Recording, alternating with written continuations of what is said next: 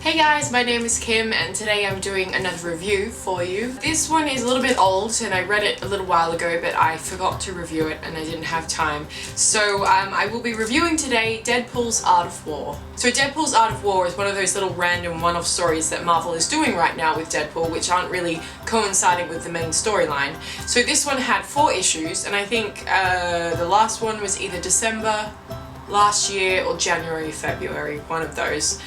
So it ran for 4 issues. So I've read a lot of random, one-off Deadpool stories, and a lot of them they're okay, but they're not completely over the top amazing. But this one I actually quite enjoyed. It had this sort of Avenger-esque feel to it, and I felt like almost they were making fun of the Avengers throughout this whole comic. The Avengers film, not the Avengers actual characters, though possibly that as well. For this comic, I would give it about an 8 out of 10. I thought it was pretty decent. This is a great read if you've seen the film. If you didn't like it, if you did like it, either or, I think you'll really enjoy this comic. So the basic plot, premise for this story is that Deadpool has to assassinate Sun Tzu, who is the author of Art of War. And upon seeing this book, Deadpool decided he'd like to make his own Art of War and try get as much money out of it as possible. But of course the editors that he visits are just like, why would we publish this? Like, what is unique to it that we've already got an Art of War?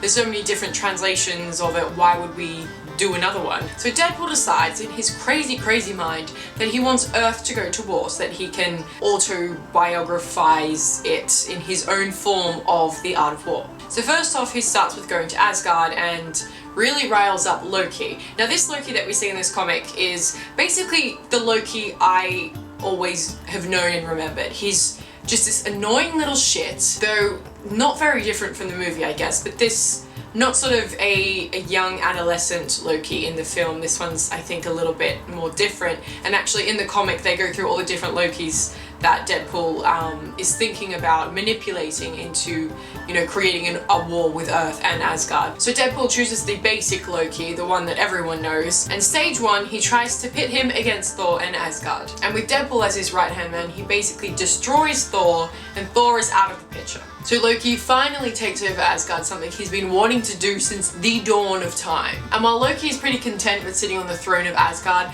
Deadpool wants him to go to Earth, obviously. That's the whole point of his plan. So stage 2 of the plan was to try and get Loki to Earth, which he does by manipulating him into saying, why stop here, let's go for something bigger. So this is when the main Avengers sort of crack hits come in. Loki's coming to Earth and he basically follows the same, almost exact plot of the second half of the Avengers. As soon as Loki reaches Earth with his huge army, the Avengers all come and they're all fighting each other. And one of my most favorite parts of the comic is when Deadpool pretty much mimics the line from the Avengers film saying, "We have a Hulk." And later on, the Hulk actually smashes Loki the same way he does in the film.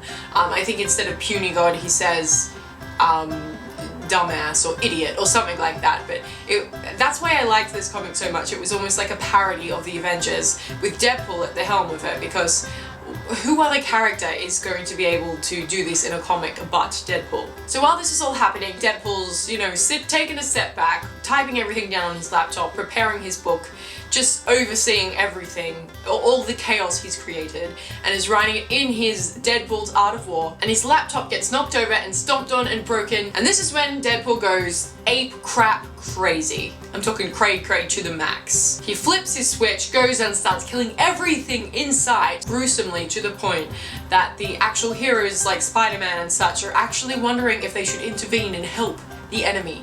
That's how intense it got. And while Deadpool's having his little spat with the enemy, Thor comes in, finally battles Loki and finishes that off and wraps it up in a nice little bow. The main point of this whole comic was Deadpool to create Deadpool's Art of War, which is sort of like a parody of the fact that it's an actual comic of him making a comic. At the end, he takes it back to his editor, and the editor says, well, we're not paying you for it, you're gonna pay us to publish it. And Deadpool's like, screw that! So he takes it to Marvel, and Marvel says they're going to print it as a comic. It's fun with Deadpool because you can cross that line between the audience and an actual comic, so that the main character is actually aware of his surroundings and who's reading his storyline. I thoroughly enjoyed this, mostly because I did really like the Avengers film, but there were so many parts of it that I thought, oh god, that's so annoying. And they just really made a complete parody of it in this comic, and I really quite enjoyed that. And though, you know, we saw Deadpool's main stupid side, we also got to see his crazy psychotic side as well, when he went cray-cray when someone broke his laptop,